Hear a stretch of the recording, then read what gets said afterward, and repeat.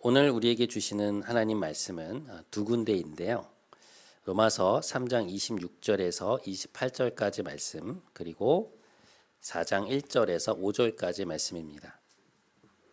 3장 26절에서 28절까지는 제가 혼자 읽고 4장 1절에서 5절까지는 한 절씩 교독 후에 마지막 절은 합독하도록 하겠습니다. 제가 먼저 3장 26절부터 28절까지를 봉독하겠습니다. 곧 이때에 자기의 의로우심을 나타내사 자기도 의로우시며 또한 예수 믿는 자를 의롭다 하려 하심이라. 그런즉 자랑할 때가 어디냐? 있을 수가 없느니라. 무슨 법으로냐? 행위로냐? 아니라 오직 믿음의 법으로니라. 그러므로 사람이 의롭다 하심을 얻는 것은 율법의 행위에 있지 않고 믿음으로 되는 줄 우리가 인정하노라. 다음 로마서 4장 1절에서 5절은 한 절씩 교독 후에 마지막 5절 합독하겠습니다. 제가 먼저 1절을 읽겠습니다. 그런즉 육신으로 우리 조상인 아브라함이 무엇을 얻었다 하리요?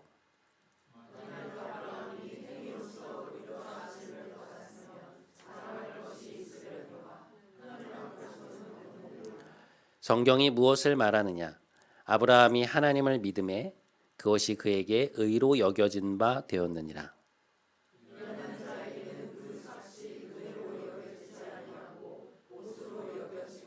함께 이를 아니할지라도 경건하지 아니한 자를 의롭다 하신 이를 믿는 자에게는 그의 믿음을 의로 여기시나니. 아멘. 이것은 하나님의 말씀입니다.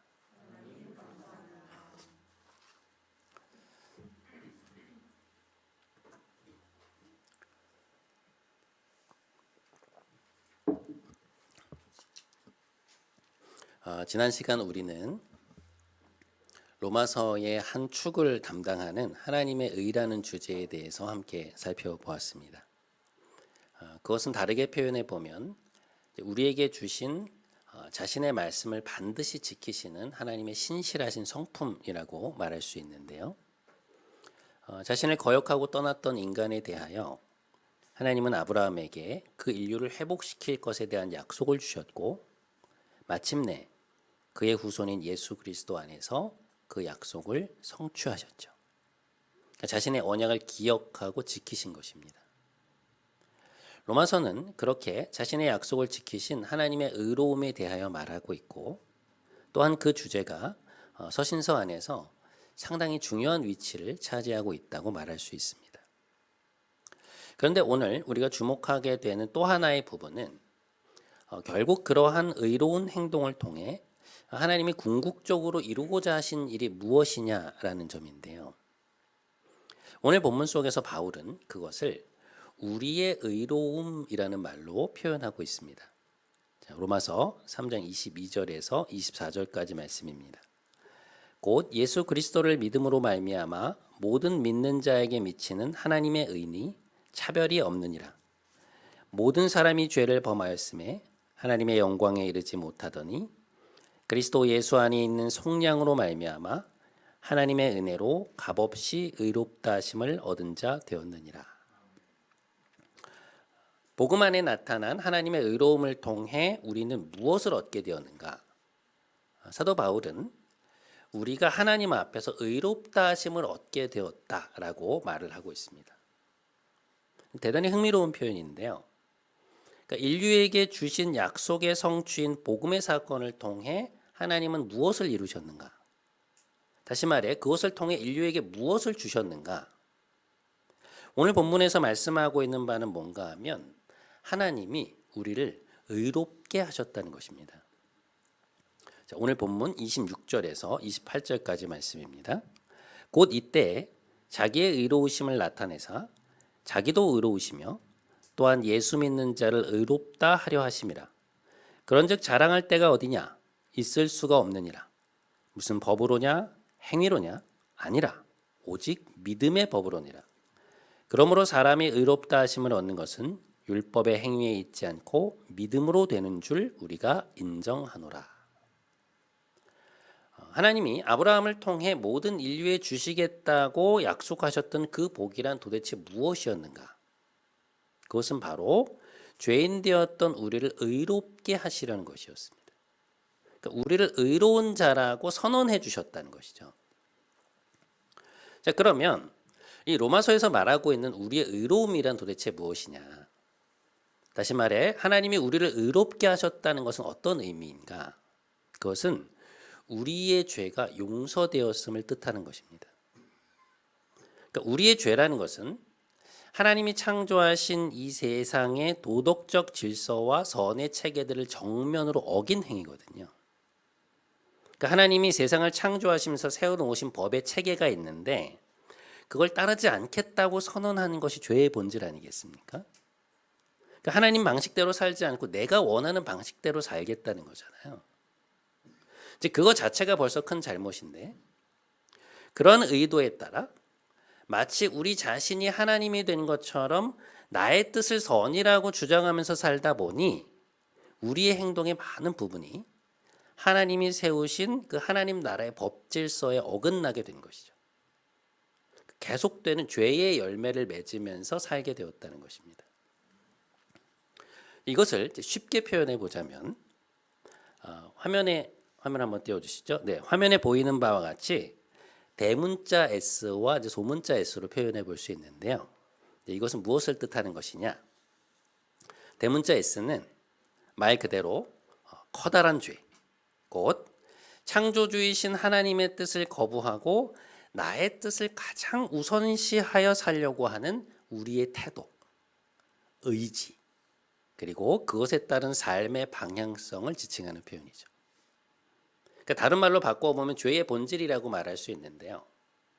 반면에 소문자 S는 그 대문자 C의 태도를 가지고 살아가다 보니 결국 우리가 삶에서 범하게 되는 구체적인 죄들을 뜻하는 용어입니다. 하나님이 세워놓으신 법의 체계를 벗어났기 때문에 당연히 거기에서 하는 일들이 죄가 될 수밖에 없는 것이죠. 그런 의미에서 소문자 S는 대문자 S의 당연한 결과라고 할 수 있습니다.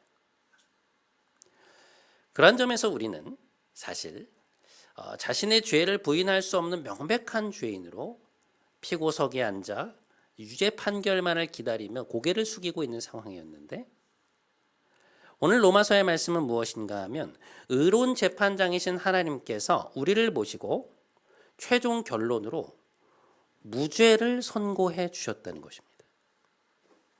우리가 죄인이 아니라 의로운 자라고 선언해 주셨다는 거예요. 그러니까 의로운 자라고 선언해 주셨다는 것은 우리가 뭘 잘했다는 의미가 아니고요. 죄가 없다고 선언을 해 주셨다는 것입니다. 고대의 법적 용어예요. 그러니까 고발된 사안에 대하여 너는 무죄라는 것이죠. 그러니까 우리가 저지른 죄들이 이제 쭉 있을 것이 아닙니까? 그런데 하나님이 거기에 대해서 무죄를 선언해 주셨다는 것이죠. 하나님이 보시기에 우리가 의인이라는 것입니다. 어떻게 이런 일이 일어날 수 있는가? 우리는 분명 하나님을 등졌고 하나님의 뜻이 아닌 우리의 뜻을 따라 살았고 우리 생각하기에 좋을 대로 살았는데 그래서 스스로 느끼기에도 이건 정말 잘못했구나 후회한 적이 한두 번이 아닌데 하나님이 어떻게 우리를 의롭다고 인정해 주실 수 있는가? 어떻게 우리의 모든 행동을 아시는 하나님께서 그렇게 선언하실 수 있는가? 하나님께서 우리를 위하여 보내신 자신의 아들 예수 그리스도께서 행하신 일로 인하여 그렇게 될 수 있었다는 것입니다. 성자 하나님이신 예수님이 우리의 죄를 짊어지고 우리가 받아야 할 죄의 대가를 대신 당하셨기에 다시 말해 그리스도께서 우리를 대표하여 그 죄의 벌을 담당하셨기에 그 일의 결과가 우리에게 적용되었다는 것입니다. 그런 방식으로 하나님이 우리를 의롭게 하셨다는 것. 바로 그것이 그리스도의 십자가 사건을 통해 하나님이 우리를 위해 이루신 일이라는 것이죠. 아브라함을 통해 주리라 약속하셨던 그 복이라는 것입니다. 그런데 여기에서 중요한 것이 있습니다. 하나님이 예수님의 십자가 사건을 통해 우리를 의롭게 하신 것이 분명하다면 바울은 왜 우리가 믿음으로 의롭게 되었다고 말하고 있느냐는 것입니다. 하나님께서 자신의 아들 예수 그리스도를 이 땅에 보내셔서 우리를 위해 그 일을 이루셨다면 그 혜택이 그냥 모든 이들에게 돌아가면 될 것인데 왜 우리는 그냥 의롭게 되는 것이 아니라 믿음으로 의롭게 된다고 말하고 있는가? 왜 성경은 이 지점에서 우리의 믿음을 이야기하고 있는가라는 것이죠. 그런 질문들이 오늘 본문 속에서 뒤따라오게 된다는 것입니다. 그리고 바로 그 지점에서 우리는 오늘 로마서 4장의 말씀들과 만나게 되는데요. 자, 오늘 본문 로마서 4장 1절에서 5절까지 말씀입니다. 그런즉 육신으로 우리 조상인 아브라함이 무엇을 얻었다 하리요? 만일 아브라함이 행위로서 의롭다 하심을 받았으면 자랑할 것이 있으려니와 하나님 앞에서는 없느니라. 성경이 무엇을 말하느냐? 아브라함이 하나님을 믿음에 그것이 그에게 의로 여겨진 바 되었느니라. 우리 4절과 5절은 함께 읽겠습니다. 자, 시작. 일하는 자에게는 그 삭시 은혜로 여겨지지 아니하고 보수로 여겨지거니와 이를 아니할지라도 경건하지 아니한 자를 의롭다 하시는 이를 믿는 자에게는 그의 믿음을 의로 여기시나니. 자, 여러분, 사도 바울이 지금 여기에서 하고 있는 이야기는 뭔가 하면 하나님이 예수님을 통하여 이루신 그 복음의 역사, 다시 말해 우리에게 허락하신 그 의로움이라는 선물을 우리는 무엇을 통해서 얻게 되느냐? 우리의 믿음을 통해 얻게 된다는 것입니다. 여러분, 복음의 사건이라는 것은 하나님이 모든 인류를 위해서 행하신 일이죠. 그러니까 예수님은 특정한 사람들을 위해 죽으신 것이 아니라, 다시 말해 예정된 사람들의 죄만이 아니라 모든 인류의 대표자로서 우리 모두의 죄를 자신의 몸에 짊어지고 십자가로 들어가신 것입니다. 죄의 결과이자 책임인 죽음을 향해 나아가던 우리를 위하여 죄의 대가인 죽음을 대신 당하신 것입니다. 우리의 죄를 자신의 몸에 걸머지고 나아가서 인류의 대표로 그 문제를 해결하신 것이죠. 바로 그것이 십자가를 통해 하나님이 이루셔서 우리에게 주신 복이요 선물이라는 것입니다.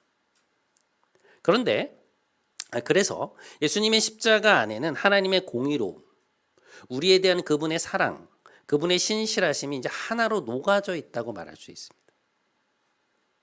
그것을 통해 인류가 하나님께로 돌이킬 수 있는 문을 활짝 열어놓으신 것이죠.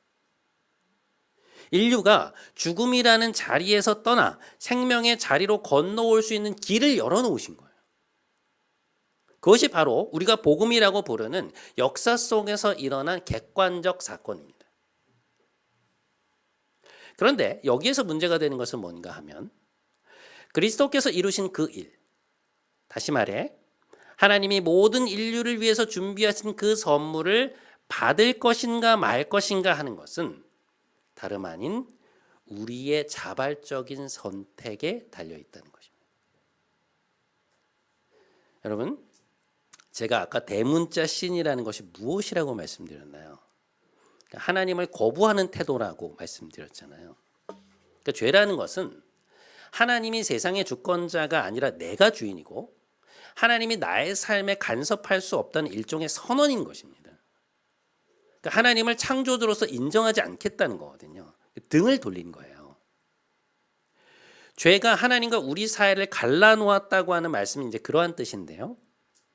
그 죄로 인하여 하나님과 우리 사이에 건너갈 수 없는 골짜기가 만들어진 것인데 하나님이 어떻게 하셨다는 것입니까? 그의 아들 예수 그리스도를 통하여 이 거대한 골짜기에 다리를 놓으셨다는 거거든요. 하나님이 예수님을 죽음에 내어주심으로써 우리가 그분께로 갈 수 있는 다리를 만들어 주셨기 때문에 이제는 우리 편에서 돌아서는 일이 있어야 한다는 것입니다. 우리가 머물러 있던 자리에서 돌이켜 하나님이 주시는 선물을 받아야만 그 선물이 우리의 것 되는 것 아니겠어요? 아무리 우리 앞에 다리가 놓여져 있다고 한들, 선물이 주어졌다고 한들 우리 스스로가 그것을 건너고자 하지 않고 받고자 하지 않으면 그게 무슨 소용이 있겠습니까? 그것은 우리가 해야 되는 거거든요. 하나님은 강제로 우리를 돌이키시지 않습니다. 그런 맥락에서 볼 때 우리 스스로가 겸손한 마음으로 하나님께 우리의 삶을 돌이키는 것, 하나님이 우리를 위해 이루신 복음의 사건을 나를 위해 행하신 일로 인정하는 것, 그것을 우리는 믿음이라는 말로 부른다는 것이죠. 하나님의 하나님 되심을 인정하고 우리가 머물고 있던 죽음의 자리를 떠나 생명이신 하나님께로 돌아가는 것, 하나님을 신뢰하고 그분이 세워놓으신 그 다리를 건너 그분께로 나아가는 것, 그것이 바로 사도 바울이 로마서에서 믿음이라고 부르고 있는 우리의 태도인 것입니다. 믿음이라는 것은 한마디로 하나님을 인정하고 신뢰한다는 거거든요. 창조주이신 하나님의 권위를 인정하고 이제는 그분의 주권 아래 살겠다고 하는 우리의 고백이 그 안에 들어가 있는 것인데, 오늘 로마서 4장에서 하나님이 그러한 우리의 믿음을 의로 여기신다는 말씀은 뭐냐면, 그것을 하나님과의 관계에서 우리가 가져야 할 가장 올바른 태도로 보신다는 것입니다.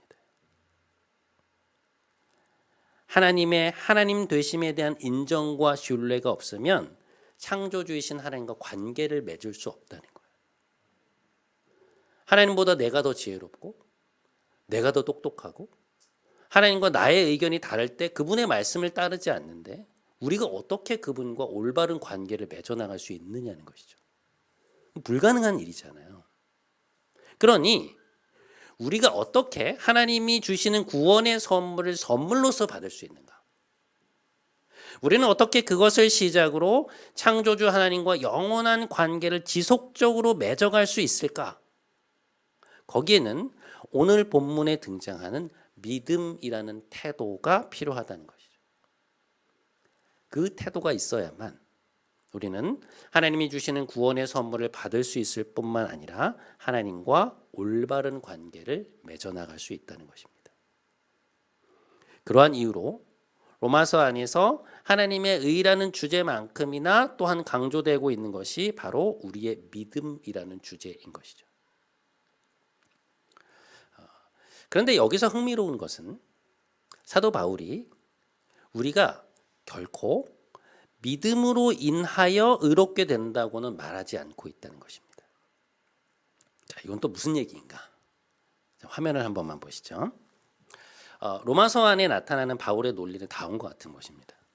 우리는 예수 그리스도의 공로로 인하여, 직접적인 원인이죠, 믿음을 통해 의롭게 되었다. 결과를 말하는 것입니다. 여러분, 이 문장에서 중요한 것이 무엇일까요? 원인과 결과이죠. 그러니까 우리를 실질적으로 의롭게 만든 것, 곧 죄인이었던 우리가 의인이 될 수 있도록 해준 직접적인 원인은 무엇인가? 예수님께서 십자가에서 행하신 일 때문이죠. 주님이 우리를 대표하여 인류가 지은 모든 죄를 자신의 어깨에 짊어지고 나아가서 우리가 받아야 할 죄의 책임을 대신 지셨기에 우리가 그분 안에서 의롭게 될 수 있는 길이 열린 것 아닙니까? 그러니 정확한 언어로 말해보자면 예수 그리스도의 십자가 공로로 인하여 우리가 의롭게 된 것이죠. 예수 그리스도로 말미암아 우리가 죄인이 아니라 의인이라고 하는 법적인 선언을 하나님으로부터 받게 된 것입니다. 칭의를 얻게 된 거예요. 그런데 이런 놀라운 복음의 유익을 누리는 데 있어서 우리가 한 일은 무엇이냐? 하나님이 손수 준비하시고 포장까지 하여서 우리에게 내밀어 주신 그 선물을 감사함으로 받은 것뿐이라는 것입니다. 그러니까 이 받음의 행위, 우리 앞에 놓여진 선물을 우리를 위한 선물로 알고 손을 내밀어 그것을 받는 행위를 바울이 무엇이라고 표현한 것이냐면 우리의 믿음이라고 표현한 거예요. 여러분, 우리가 누군가에게 누가 나한테 선물을 줬는데 내가 그걸 손을 뻗어서 받았어 라고 말했다고 했을 때 우리가 손을 뻗어 받았다고 하는 그 행동을 유의미한 것으로 받아들이는 사람이 누가 있겠습니까? 그러니까 내가 손을 뻗어서 선물을 받았어라고 말했을 때, 아, 네가 발을 뻗어서 받은 게 아니고 손을 뻗어 받았구나. 야, 네가 머리로 받은 게 아니라 손으로 받았구나. 이렇게 생각할 사람이 누가 있겠냐. 그러니까 내가 누군가로부터 선물을 받았다는 것은 선물을 준 사람과 그 선물에 초점이 맞춰져 있는 것이지, 내가 그것을 어떻게 받았느냐 하는 것은 부차적인 문제인 것이죠. 자, 이것을 오늘 본문 속 논의로 다시 가져와 보면, 우리가 의롭게 되기 위해서는 반드시 우리의 믿음이라는 행동이 필요하지만 그것은 결코 우리의 공로는 될 수 없다는 것입니다. 믿음이라는 행동이 우리를 의롭게 만드는 원인이 될 수는 없다는 것이죠. 그래서 사도 바울은 우리가 예수 그리스도로 말미암아 믿음을 통하여 의롭게 된다고 말하고 있는 것입니다.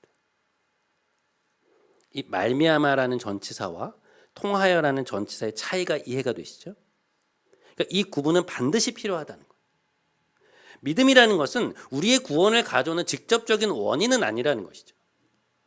그 공로는 누구에게 있다는 것입니까?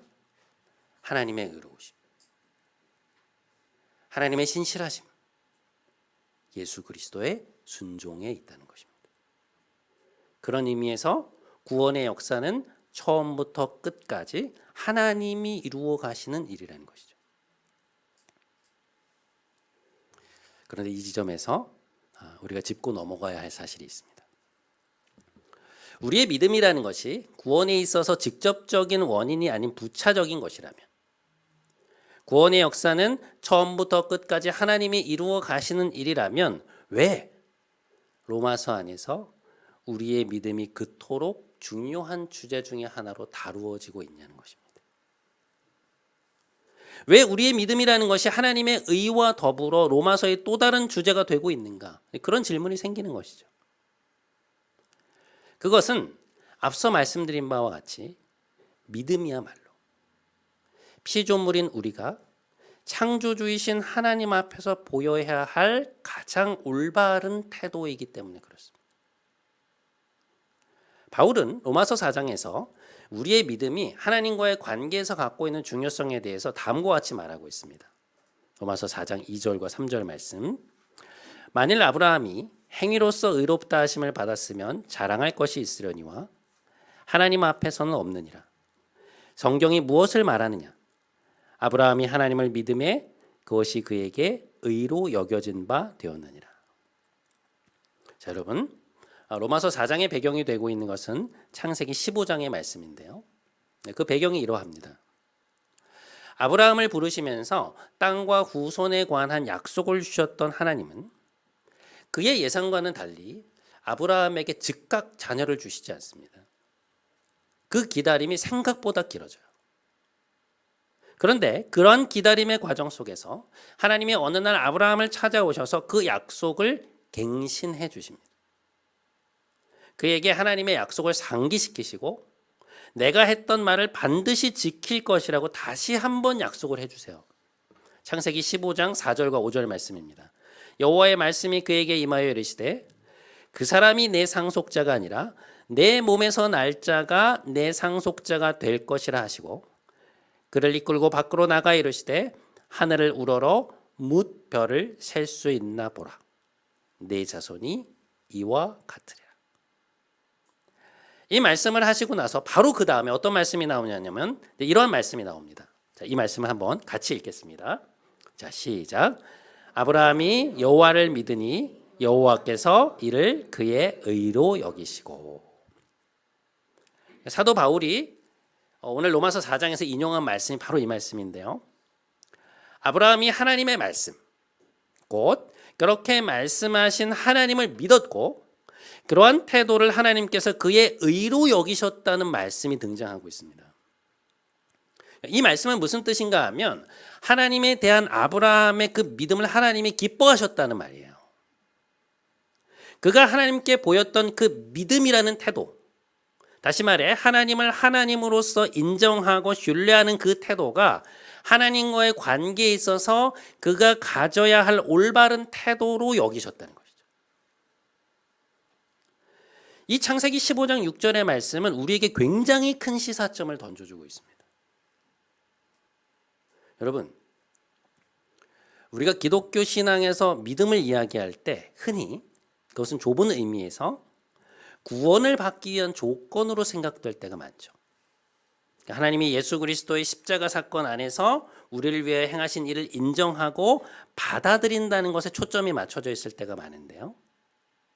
오늘 로마서의 말씀을 보면 그 믿음이라는 태도는 단순히 구원을 위한 조건으로만 볼 것이 아니라 우리와 하나님의 관계라고 하는 더 큰 맥락 속에서 파악해야 되는 말이라는 것입니다.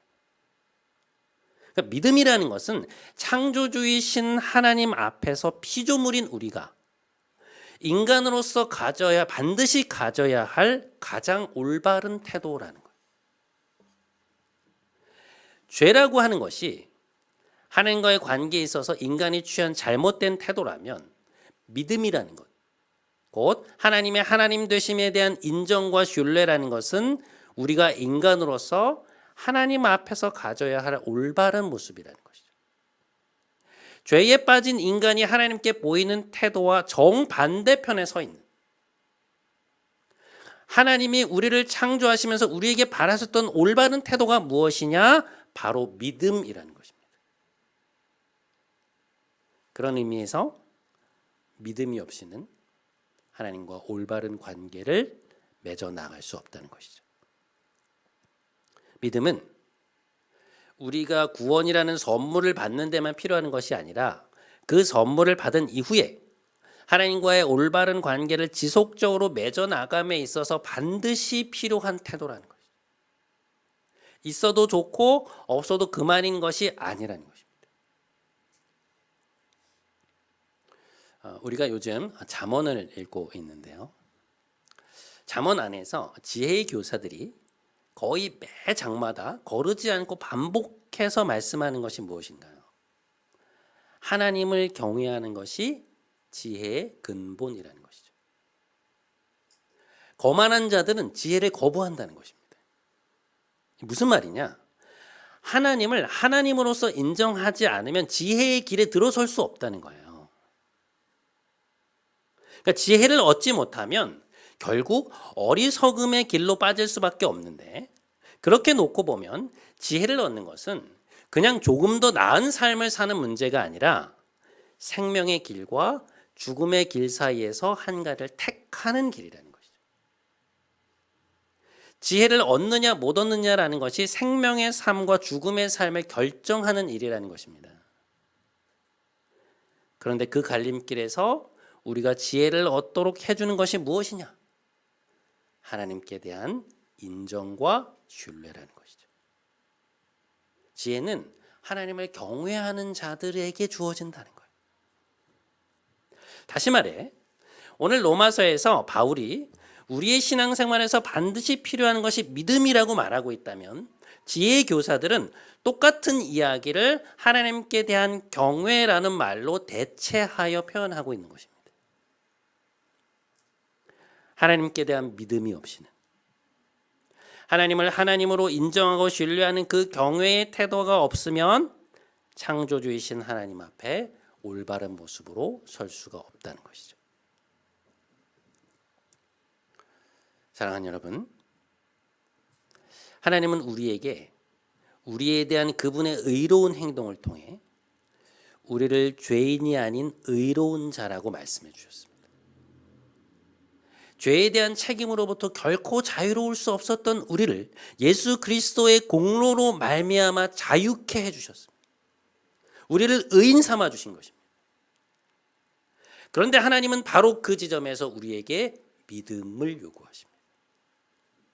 믿음은 우리가 하나님의 하나님 되심을 인정하는 겸손한 태도라는 점에서 구원의 선물을 받기 위한 필수 불가결한 것이지만, 그러나 동시에 우리가 받은 구원의 자리에서 하나님과 지속적으로 올바른 관계를 맺어 나가기 위해 반드시 필요한 태도라는 것이죠. 이번 한 주 오늘 우리에게 주신 이 말씀들을 기억하면서 우리가 그리스도로 말미암아 믿음을 통하여 의롭게 된다는 로마서의 이 위대한 말씀을 깊이 묵상하시고 그 의미를 깨달아 하나님 앞에 더욱 아름다운 모습으로 나아가시는 여러분 모두가 되시기를 주님의 이름으로 간절히 축원드립니다.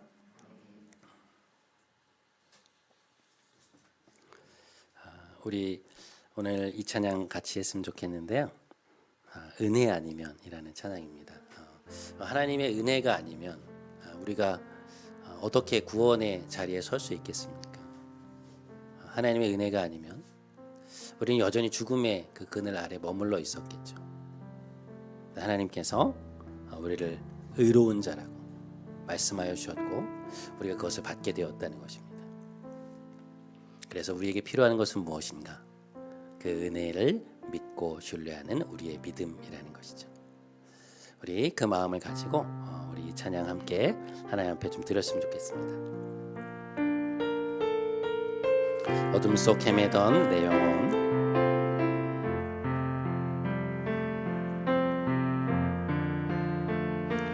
어둠 속 헤매이던 내 영혼, 갈 길 몰라 방황할 때에 주의 십자가 영광의 그 빛이 나를 향해 비추어 주셨네. 주홍빛보다 더 붉은 내 죄 그리스도의 피로 씻기어 완전한 사랑 주님의 은혜로 새 생명 주께 얻었네. 나의 노력과 의지가 아닌 오직 주님의 그 뜻 안에서 의로운 자라 내게 말씀하셨네. 완전하신 그 은혜로 은혜 아니면 나서지 못하네.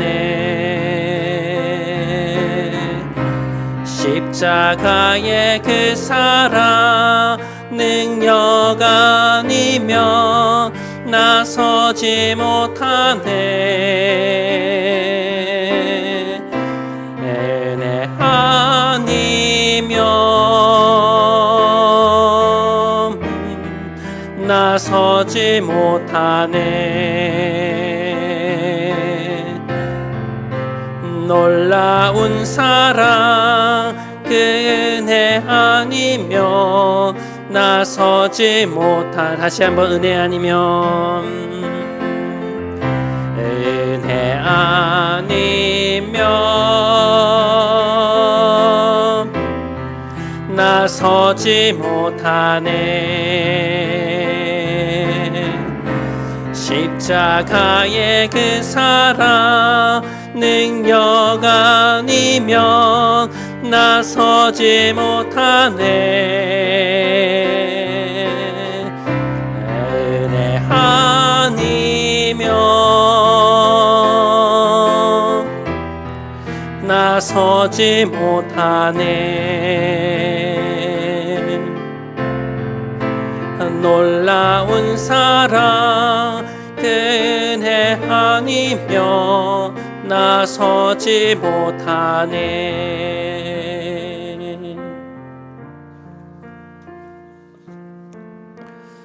사랑하는 여러분, 우리가 이렇게 하나님 앞에 그리스도인으로 하나님을 믿는 자로 또 의인으로 설 수 있는 것은 오직 하나님의 은혜입니다. 하나님은 끊임없이 자신으로부터 등을 돌리고 살아가는 우리를 위해 그의 아들 예수 그리스도를 내어주셨고, 주님은 모든 인류의 죄를 짊어지고 죽음의 자리로, 십자가의 자리로 나아가셨습니다. 하나님은 그렇게 우리가 하나님께로 나아갈 수 있는 길을 열어주신 것입니다.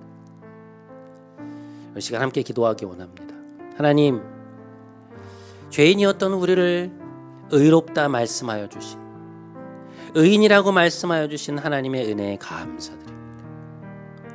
우리를 의로운 자라고 말씀하시는 아버지의 음성을 우리 마음에 새기고 이번 한 주 하나님 앞에서 의로운 자답게 살아갈 수 있도록 인도하여 주옵소서. 우리 이 기도 제목 가지고 함께 기도하며 나아가도록 하겠습니다. 함께 기도하겠습니다. 사랑의 하나님, 감사합니다. 오늘 우리에게 너무나도 귀한 말씀을 허락해 주셔서 감사합니다. 하나님, 끊임없이 하나님으로부터 등을 돌려 우리가 원하는 대로 살고자 했던 우리를 긍휼히 여기시고, 하나님이 하나님이 아니라 내가 하나님인 것처럼 살아갔던 우리를 주님 불쌍히 여기시고, 예수 그리스도를 통하여 우리가 죄인에서 의인이 될 수 있는 은혜를 허락해 주셔서 감사합니다.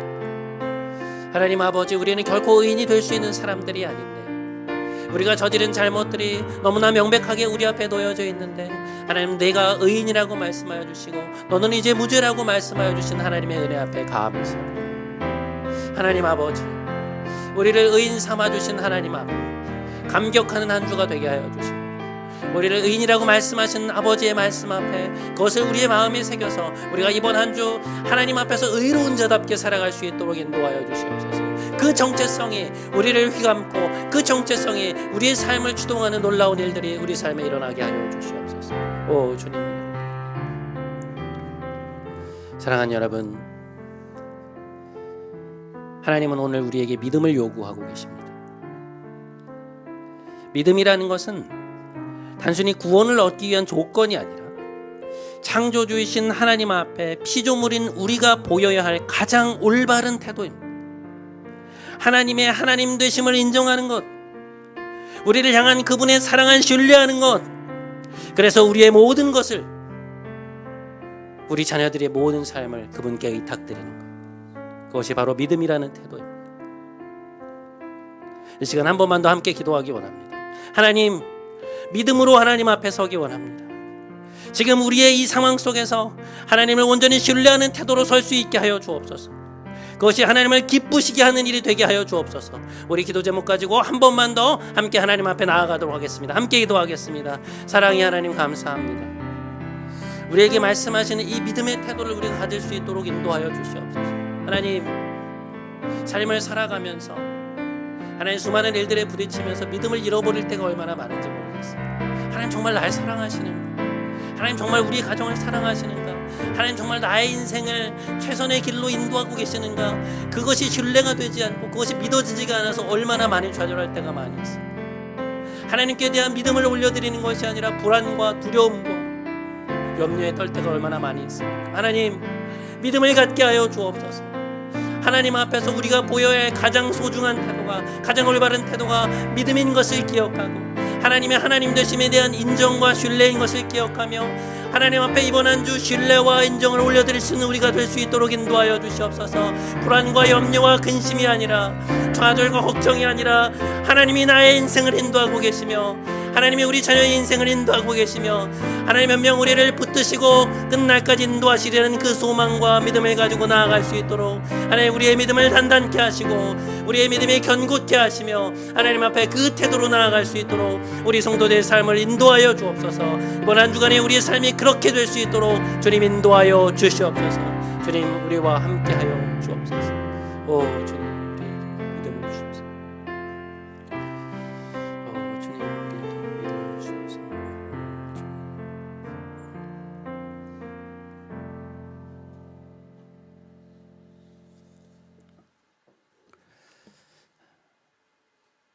사랑과 자비가 풍성하신 하나님, 우리를 의롭게 하여 주신 하나님을 찬양합니다.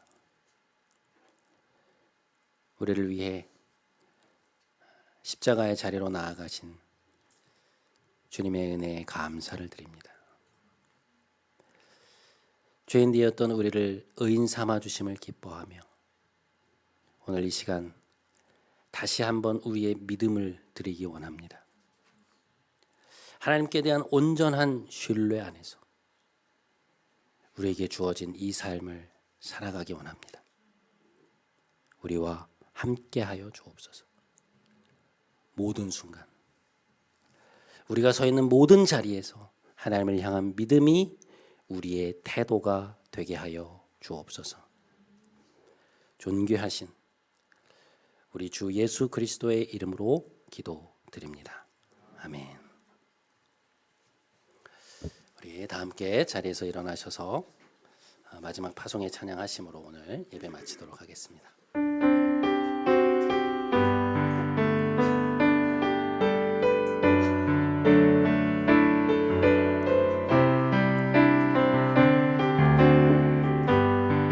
하늘의 문을 여소서,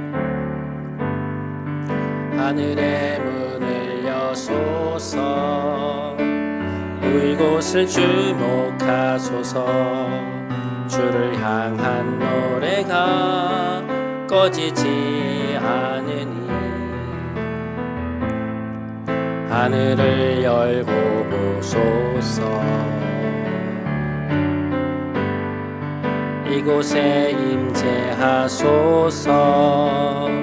주님을 기다립니다.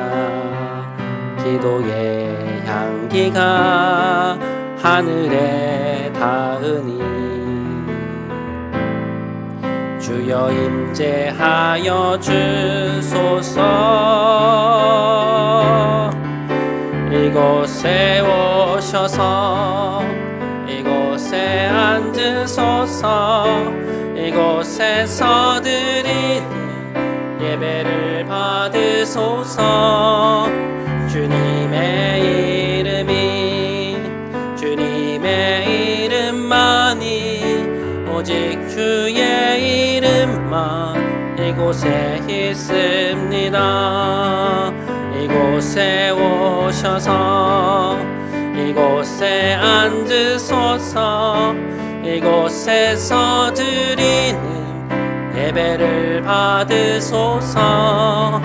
주님의 이름이 주님의 이름만이 오직 주의 이름만 이곳에 있습니다.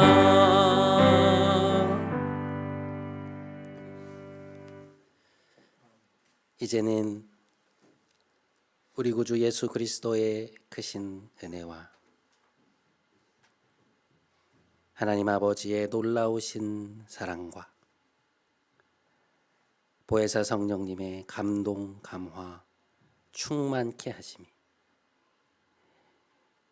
죄인 되었던 우리를 의인 삼아주신 하나님께 온 마음을 다하여 우리의 신뢰를 올려드리므로 오직 믿음으로 우리 앞에 놓여진 삶을 살아가기로 결단하며 다시금 삶의 현장으로 돌아가는 함께 예배드린 사랑하는 모든 성도들과 이들의 가정, 일터, 사랑하는 이들 위해 하나님이 사랑하시는 이 교회와 이 나라 위에 이제부터 영원토록 함께 하시기를 간절히 축원하옵나이다.